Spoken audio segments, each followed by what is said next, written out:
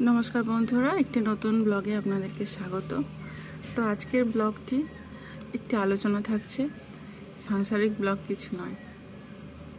এই মেয়েদের সাথে স্বামীর সম্পর্ক, এর যে জটিল রসায়ন, এই বিষয়ে শুরু করার আগে রাজনীতাস গ্যালাক্সি এবং রুমাস লাইফস্টাইল বিডিকে অনেক ধন্যবাদ।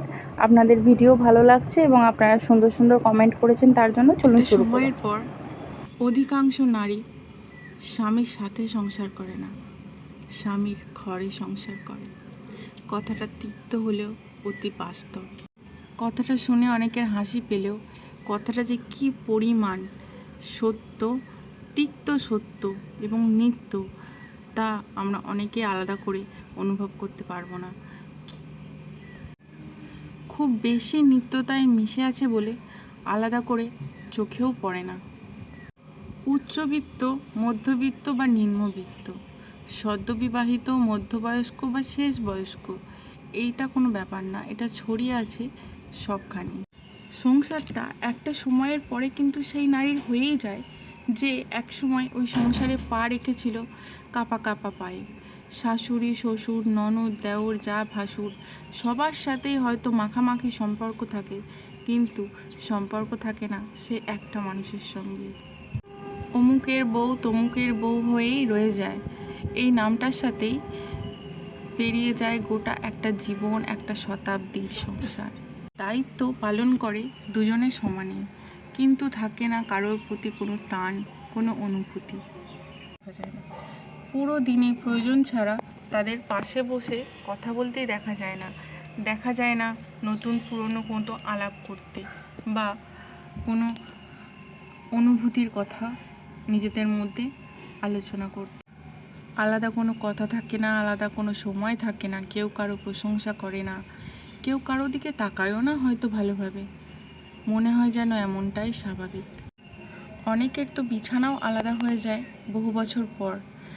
আমাদের দাদু ঠাকুমা, কাকা কাকি, মামা মামি, বাবা মা, এদের মধ্যেও কিন্তু এই ধরনের সম্পর্ক অনেকেই দেখে থাকবেন। তবে সময় নেই আলাদা করে কিছু ভাবার বা আলোচনা করার।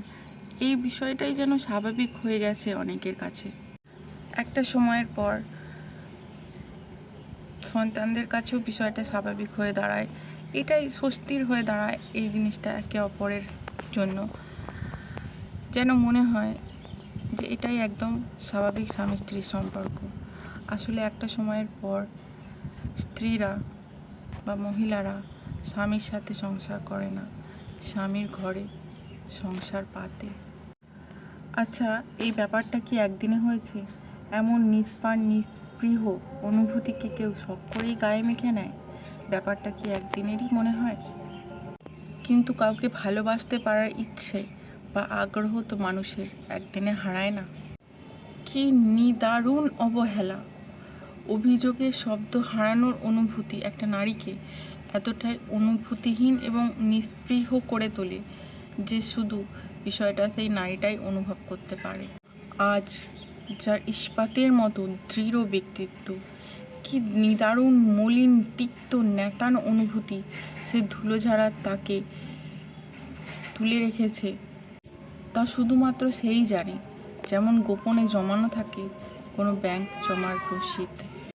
এই নিষ্প্রাণ অনুভূতিটা সারানোর তারা একসময় তারা আর অনুভব করে না। সংসার খেলায় কেটে যায় তাদের দিনগুলি। সেই মানুষটাও একটা সময় সংসার থেকে চলে যায় অনেক দূরে, না ফেরার দেশে। কিন্তু এরা একা হয় না, এদের একাকিত্বেও অনুভব হয় না, কারণ বহু দশক ধরে সে একাই এই সংসারটাকে টেনে নিয়ে যাচ্ছে, একার মতো সংসার করে যাচ্ছে। তাই কারো সেই ব্যক্তিটার, বিশেষ করে সেই ব্যক্তিটার অনুপস্থিতি তাকে আর নতুন করে একা করে দিতে পারে না। একটা সময়ের পর অধিকাংশ নারী তার স্বামীর সাথে সংসার করে না, সংসার করে স্বামীর দেওয়া একটা নামের সাথে। একটা সংসার সে কাটিয়ে দেয় নিদারুণ অনুভূতিহীনভাবে এবং সারাটা জীবন এইভাবেই তার একা সংসার করা চলতে থাকে। তার স্বামীর মৃত্যুও তাকে একা করতে পারে না, তার একাকিত্বকে নতুন করে আর আঘাত করতে পারে না। একটা সময়ের পর অধিকাংশ নারীরাই একটা নামের সাথেই সংসার করে, কোনো ব্যক্তির সাথে নয়। কেমন লাগলো আপনাদের এই কবিতা বা একটি গদ্য আপনাদেরকে শোনালাম। এটি সংগৃহীত ছিল। আশা করি যদি আপনাদের ভালো লাগে অবশ্যই একটি লাইক এবং কমেন্ট করতে ভুলবেন না। আরও এই ধরনের আপনারা ব্লগ চাইছেন কিনা জানাবেন। তো ছাদে বসে বসে এটা রেকর্ড করলাম, মেয়ে পাশে খেলছে।